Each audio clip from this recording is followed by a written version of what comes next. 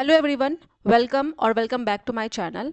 Principles and practice of management को यहाँ पे हम कवर करने वाले हैं। यहाँ पे मैं AKU का सिलेबस फॉलो कर रही हूँ। हाउएवर अगर ये बहुत सारी यूनिवर्सिटीज़ में सिमिलर भी हो सकता है।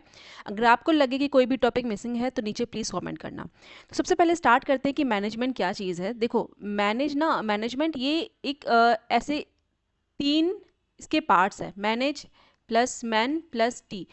टी मीन्स होता है टैक्टफुली, मतलब चालाकी से। आप लोगों को कैसे मैनेज करते हो चालाकी से, सो दैट आपका काम निकल जाए। मैनेजमेंट का मतलब ही होता है लोगों से कैसे काम करवाना, लेकिन उनको साथ में ही एनकरेज भी करना कि वो काम करते रहे, खुशी खुशी काम करते रहे। तो क्या सिर्फ मैनेजमेंट का मतलब लोगों से ही काम करवाना है? The answer is no, because बहुत सारे रिसोर्सेज भी हैं किसी भी ऑर्गेनाइजेशन में जो बहुत इंपॉर्टेंट है, जैसे कि फाइनेंस का कैसे प्रॉपर यूटिलाइजेशन हो जिससे मिनिमम वेस्टेज हो, ये फाइनेंशियल मैनेजमेंट का पार्ट हो जाता है। ठीक है, इसी तरीके से अगर हम ह्यूमन रिसोर्स को मैनेज करने की बात कहें तो उसे HRM कहते हैं। तो मैनेजमेंट के बहुत सारे विंग्स हैं, या बहुत सारे, हर जगह ही मैनेजमेंट का अपना अपना स्कोप है, अपना इसका फंक्शन है। हाउएवर जो मैनेजमेंट की का स्टैंडर्ड डेफिनेशन है वो यही है कि getting things done through the people. और इसके अलावा सिर्फ लोगों से काम करवाना नहीं, उनका एफिशिएंटली उनको यूज़ करना, इफेक्टिवली जितने भी रिसोर्सेज हैं उनको यूज़ करना भी मैनेजमेंट का ही पार्ट है।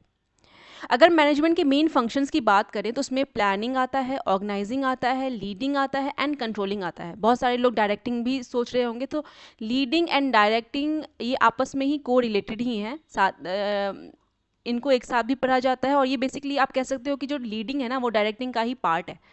क्लियर?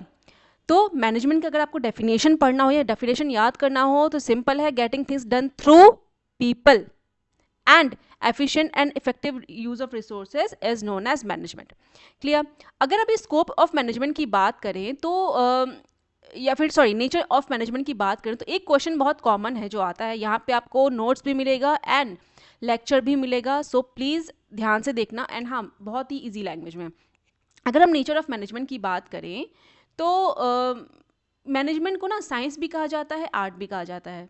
साइंस क्यों? क्योंकि इसमें कुछ स्टैंडर्ड रूल्स हैं, प्रिंसिपल्स हैं, मेथड्स हैं। अगर ये ना होता तो हम ये सब्जेक्ट ही क्यों पढ़ते, अगर ये आर्ट होता तो? क्योंकि कुछ स्टैंडर्ड रूल्स हैं, प्रिंसिपल्स, यूनिवर्सल प्रिंसिपल्स हैं जो कि हर जगह फॉलो होते हैं, लोगों को देख करके, उनको ऑब्जर्व करके ये प्रिंसिपल्स बनाए गए हैं, इसीलिए इसे साइंस कहा जाता है। आप कुछ गेस वर्क के थ्रू काम नहीं कर सकते हो, कुछ टेक्निक है लोगों से काम करवाने की, उसे सीखना होता है। अब ये आर्ट क्यों है? बिकॉज सिर्फ टेक्निक जान के काम तो होगा नहीं। अगर हमारा थ्योरेटिकल पोर्शन स्ट्रांग है बट प्रैक्टिकल उतना स्ट्रांग नहीं है तो फिर हम अच्छे मैनेजर कैसे बन सकते हैं? तो हम कितने क्रिएटिव है, हमारा इंट्यूशन कैसा है, हमारा कैसा जजमेंट है, हम ये जो नॉलेज है साइंस किसको कैसे अप्लाई करते हैं, ये एक आर्ट है। सो फॉर एग्जाम्पल देखो, अगर हम HR रूल्स की बात करें, उसको अप्लाई करना डिपार्टमेंट में, ये क्या है? ये साइंस है। लेकिन अगर हम लोगों को मोटिवेट कर रहे हैं विद एम्पैथी, क्योंकि हर पर्सन को मोटिवेट करने का तरीका अलग अलग है, तो ये क्या है? ये है आर्ट। Is it clear? तो मैनेजमेंट आपका साइंस भी है एंड आर्ट भी है। ये एक इंपॉर्टेंट क्वेश्चन है, इसको ज़रूर प्रिपेयर कर लेना। ठीक है, अब बात करते हैं कि स्कोप ऑफ मैनेजमेंट क्या है। देखो, स्कोप का मतलब होता है कि मैनेजमेंट कौन कौन से सेक्शंस में बटा हुआ है या कौन कौन से फंक्शंस इसके हैं। ठीक है, कौन कौन से एरिया को कवर करता है मैनेजमेंट। तो अगर हम स्कोप ऑफ मैनेजमेंट की बात करें तो it covers all areas of business to run the function smoothly, जैसे कि HR हो गया, फाइनेंस हो गया, मैंने बताया था ना, मार्केटिंग हो गया, प्रोडक्शन हो गया। अब आपके पास रॉ मटेरियल तो है, लेकिन उस रॉ मटेरियल को कैसे मैक्सिमम आपको यूटिलाइज करना है, उसका क्या ऑप्टिमम लेवल होना चाहिए, ये भी मैनेजमेंट में ही आता है। ठीक है, एक सब्जेक्ट होता है, अगर आप लोग BCom के हो तो आप लोग शायद आप लोग को पता होगा या सुना होगा, मैनेजमेंट अकाउंटिंग करके। ठीक है, अब यहाँ पे इन चीज़ों को पढ़ा जाता है। तो मैनेजमेंट बिजनेस के हर एक फंक्शन में बहुत ही इंपॉर्टेंट रोल प्ले करता है।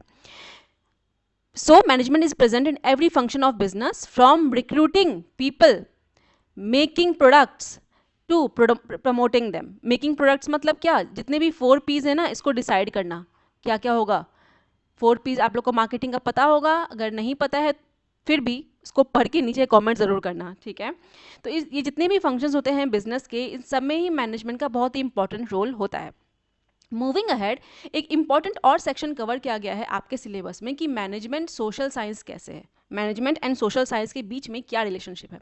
सी, मैनेजमेंट और सोशल साइंस ना इन दोनों के बीच में बहुत ही एक इम्पॉर्टेंट रिलेशनशिप है। हाउ? क्योंकि मैनेजमेंट ना एक आइसोलेटेड काम है ही नहीं, ये आप अकेले कर ही नहीं सकते हो। इसमें डेफिनेटली आपको लोगों की ज़रूरत पड़ेगी, इसमें आपको चीज़ों की ज़रूरत पड़ेगी, रिसोर्सेज की ज़रूरत पड़ेगी, ग्रुप्स की ज़रूरत पड़ेगी, एक सोसाइटी की ज़रूरत पड़ेगी जहाँ पे आपको मैनेज करना है। तो management is not isolated thing. It deeply connected with social sciences because it deals with people, groups, society and resources. और ये जितनी भी चीज़ें हैं ना, ये कहीं ना कहीं सोशल साइंस का ही पार्ट है। सोशल साइंस मतलब क्या होता है? सामाजिक विज्ञान, लोगों के बीच का जो साइंस होता है, उनको समझना, उनकी साइकोलॉजी को समझना, उनके लिए जो बेस्ट रूल्स हैं उसको डिसाइड करना। तो अगर हम बात करें सोशल साइंस की, ये सारे विंग्स हैं, ये सोशल साइंस के ही सब सब्जेक्ट हैं। पॉलिटिकल साइंस हो गया, साइकोलॉजी हो गया, सोशियोलॉजी, इकोनॉमिक्स, एंथ्रोपोलॉजी जिसको कि मानव विज्ञान कहते हैं, ये सारा ही सोशल साइंस का ही पार्ट है। तो मैनेजमेंट इन सब चीज़ों को कवर करता है। कैसे कवर करता है? तो देखो, मैनेजर बेसिकली ना एक डॉक्टर है। वो क्या करता है? साइकोलॉजी, ये जो सब्जेक्ट है, इसको यूज़ करता है लोगों को मोटिवेट करने के लिए। क्योंकि लोगों को मोटिवेट करने के लिए सबसे पहले समझना है कि उनको आखिर चाहिए क्या, वो किन चीज़ों से मोटिवेट होंगे। अगर कोई एक एम्प्लॉय है, वो अगर मनी से मोटिवेट होता है, तो ज़रूरी नहीं है कि दूसरा भी एम्प्लॉय मनी से ही मोटिवेट हो। ठीक है। एंड देन फिर इकोनॉमिक्स का मतलब ही होता है कि कैसे आप मनी को मैनेज करते हो, आपके पास जो लिमिटेड रिसोर्सेज हैं उसको मैक्सिमम यूटिलाइज करते हो। फिर सोशियोलॉजी, क्योंकि आपको टीम वर्क को हैंडल करना है। और ये पॉलिटिकल साइंस भी है, क्योंकि आपको रूल्स एंड पॉलिसीज से डील करना है, उसको इम्प्लीमेंट करना है, उसको बनाना है। इसीलिए कहा जाता है कि जो मैनेजमेंट है ना, ये अगर हम एक्शन की बात करें, फंक्शंस की बात करें, तो ये सोशल साइंस है बेसिकली। तो यहाँ पे आपका एक और टॉपिक कवर हुआ कि मैनेजमेंट सोशल साइंस कैसे है। Is it clear? ये थोड़ा ब्रीफ में है, अगर आप लेक्चर्स को ध्यान से सुनोगे तो आप ज़रूर इसको कवर कर सकते हो इन अ थ्योरी पोर्शन। वैसे हम जितना भी बहुत अगर हम एक्सेस नोट्स बनाते हैं तो ये बहुत ज़्यादा उसमें कन्फ्यूजन हमें होता है, उसमें इतनी सारी चीज़ें हम लिख देते हैं कि हमें याद नहीं रहता है कि हमें उसमें क्या क्या इंक्लूड करना है। तो यहाँ पे बहुत ही ब्रीफ में मैंने चीज़ों को बताया है, लेकिन एक्सप्लेनेशन आपको ही लिखना है, इसके लिए आपको पूरा वीडियो ज़रूर देखना होगा। नाउ मूविंग अहेड, जो आपका नेक्स्ट पार्ट है वो है आपका इवोल्यूशन ऑफ मैनेजमेंट थॉट। मतलब देखो, जो मैनेजमेंट है ना, ये एक ही बार में रातों रात जो मॉडर्न थ्योरीज ऑफ मैनेजमेंट या जो आजकल की सोच है, लोगों को इनकरेज करो, अरे वाह भाई आपने क्या काम किया है, लोगों को इनकरेज करो, उनको प्रमोशन दो, ये सडनली नहीं आया। पहले मैनेजमेंट का जो रूल्स एंड रेगुलेशन था वो काफ़ी स्ट्रिक्ट था। ये स्ट्रिक्ट रूल्स एंड रेगुलेशन से होते होते थोड़ा सा लोगों के बारे में सोचते हुए थोड़ा ह्यूमन रिलेशंस पे ध्यान दिया गया। एंड देन फिर आई बात इनोवेशन को एनकरेज करने की। तो ये जो पूरा थॉट प्रोसेस है ना, कि मैनेजमेंट का थॉट प्रोसेस या मैनेजर का थॉट प्रोसेस कैसे चेंज हुआ, पहले स्ट्रिक्ट रूल्स एंड रेगुलेशंस, फिर एचआर यानी कि ह्यूमन रिसोर्सेज की फीलिंग्स को समझना, इसकी थ्योरीज आई, और फिर इनोवेशन को कैसे एनकरेज करना है एम्प्लॉयज़ के बीच में, इस चीज़ की बात की गई। तो जो भी मैनेजमेंट के आइडियाज़ हैं या थ्योरीज़ हैं, ये बहुत ही स्ट्रिक्ट रूल से लेकर के पीपल फोकस्ड अप्रोचेस से, और फिर आजकल के टाइम में जो innovative and knowledge driven system है वहाँ तक आई हैं, जो कि स्टार्टअप्स में सपोज देखने को मिलती हैं, है ना। आप लोग को पता ही होगा कि बहुत सारे जितने भी ऑर्गेनाइजेशन हैं आजकल, बहुत सारे जो पोजीशंस हैं ना, उनका नाम थोड़ा वो ये लोग स्टैंडर्ड रख लेते हैं, सो दैट लोग जो एम्प्लॉयज़ है वो मोटिवेट हो। बहुत जगह आप अभी आप सेल्समैन सुनने को नहीं मिलेगा आपको। बहुत सारे ऑर्गेनाइजेशन में सेल्समैन ये वर्ड ये 90s या 2000 के टाइम में था, पिछले कुछ सालों में सेल्समैन को सेल्स एग्जीक्यूटिव बना दिया गया है, तो थोड़ा सा नाम का भी फ़र्क पड़ा। तो ये आजकल का मॉडर्न मैनेजमेंट का थॉट है कि कैसे लोग सिर्फ नाम से, पोजीशन से थोड़ी उनकी रिस्पेक्ट बढ़ जाती है। ठीक है। नाउ ये जो थ्योरीज ऑफ मैनेजमेंट है ना, इसके बेसिकली 3 सेक्शंस हैं। 3 सेक्शन मतलब क्या, ये कैसे कैसे इवॉल्व हुआ। सबसे पहले है आपका क्लासिकल थ्योरी ऑफ मैनेजमेंट, जो कि आपके सिलेबस में भी है, नियो क्लासिकल भी आपके सिलेबस में है, and modern theory of management. Classical मतलब बहुत पुराना, बहुत पुराने के टाइम में जो मैनेजमेंट की थ्योरीज थी ना, उसमें क्या क्या चीज़ें कवर की गई थी। तो क्लासिकल थ्योरी ऑफ मैनेजमेंट में बेसिकली आपका था टेलर का प्रिंसिपल। ठीक है, ये हम यहाँ पे कवर करेंगे आगे। फिर आपका था फेओल का प्रिंसिपल, एंड फिर एक है ब्यूरोक्रेसी। नाम से लग रहा है कि ब्यूरोक्रेसी मतलब वही तानाशाही ऐसा कुछ, लेकिन ऐसा नहीं है। ब्यूरोक्रेसी का मतलब स्ट्रिक्ट रूल्स एंड रेगुलेशन होता है। सबकी बातें सुनो, लेकिन रूल्स एंड रेगुलेशन होना चाहिए, उसी को फॉलो करना है। ठीक है, आगे हम ये भी डिटेल में विद एग्जाम्पल समझेंगे कि ये कहाँ कहाँ देखने को हमें मिलता है। फिर है new classical theory of management, इसके बाद ये आया। मतलब क्लासिकल थ्योरी ऑफ मैनेजमेंट ये थोड़ा सा आउटडेटेड था, मेन प्रोडक्टिविटी पे फोकस किया गया। उसके बाद new classical theories of management आया, जिसमें कि ये जो थ्योरीज है वो बेसिकली ह्यूमन रिलेशंस पे फोकस थी। जो भी HR अप्रोचेज होते हैं, या फिर जिसको कि एल्टन मेयो ने दिया था, हम ये भी कवर करेंगे, ह्यूमन रिलेशन अप्रोच कहा गया इसे। और जो दूसरा जो थ्योरीज में आया था वो था मोटिवेशन थ्योरी। जितनी भी मोटिवेशन थ्योरीज थी ना वो भी इसी के अंडर में आई, न्यू क्लासिकल थ्योरीज के अंदर में, ठीक है। जिसमें कि आपने मैस्लो हम पढ़ेंगे, या अगर आपने पढ़ा भी होगा तो हर्जबर्ग हम पढ़ेंगे, ठीक है। ये सारा इसके अंडर में आया।